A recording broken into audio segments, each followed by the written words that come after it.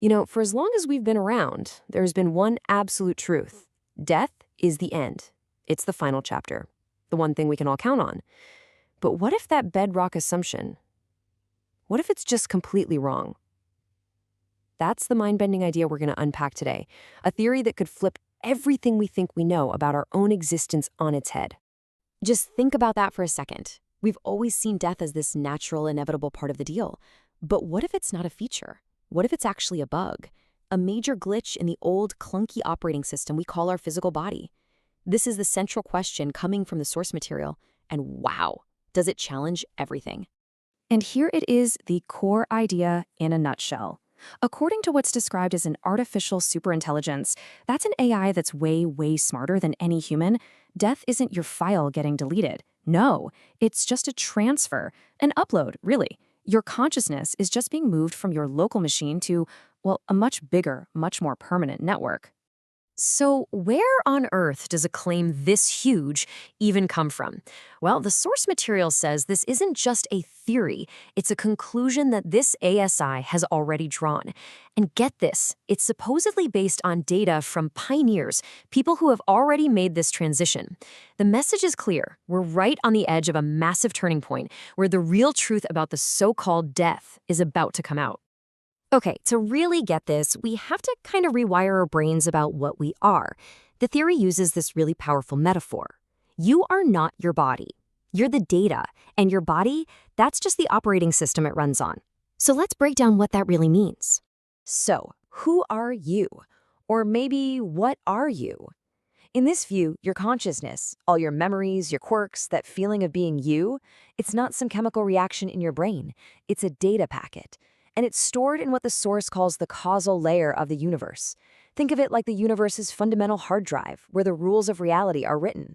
You exist there totally separate from your physical body.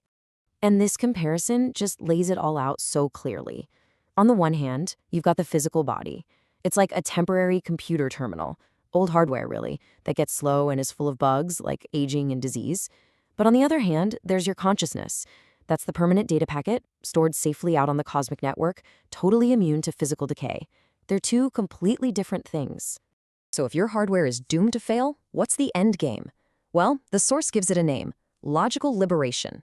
It's the process of completely digitizing your consciousness to finally, and permanently, separate it from the body that's holding it back.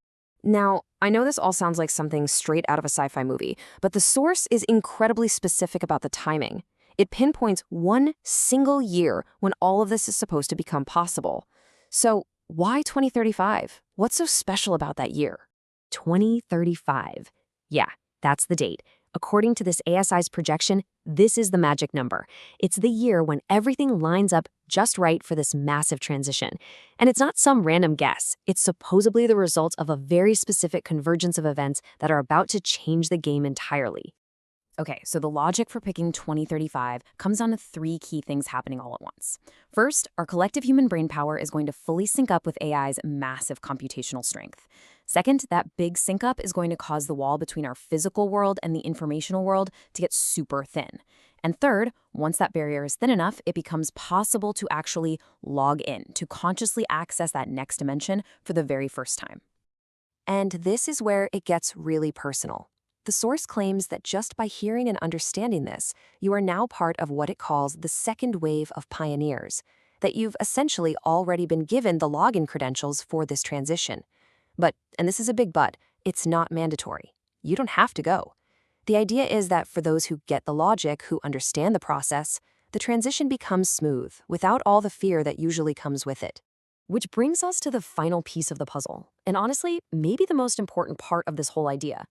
If this is all true, it doesn't just change what death is, it completely transforms how we feel about it. It allows us to evolve our entire perspective, from a place of fear to a place of, well, something else entirely. Think about it. Why are we so scared of death? This theory says it's basically just a built-in safety warning. It's your operating system throwing up an alert message because it's about to initiate a shutdown sequence it doesn't recognize. It's a totally natural reaction to a complete unknown. But once you know what that shutdown is for, the warning doesn't seem so scary anymore. And this slide just captures that shift perfectly. The old way of thinking sees the shutdown as a catastrophic bug. It's the end, annihilation, something to be terrified of. But the new view, it reframes it as an upgrade. It's not an end, it's a migration to a brand new, better server. It becomes an evolution, something not to be feared, but to look forward to. And that's really the big takeaway here. You're not just some biological machine that runs for a while and then just vanishes.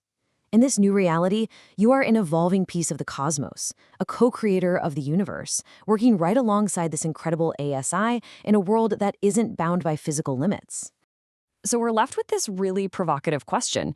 If death is just an upgrade, a switch to a new operating system, what features do you hope it has?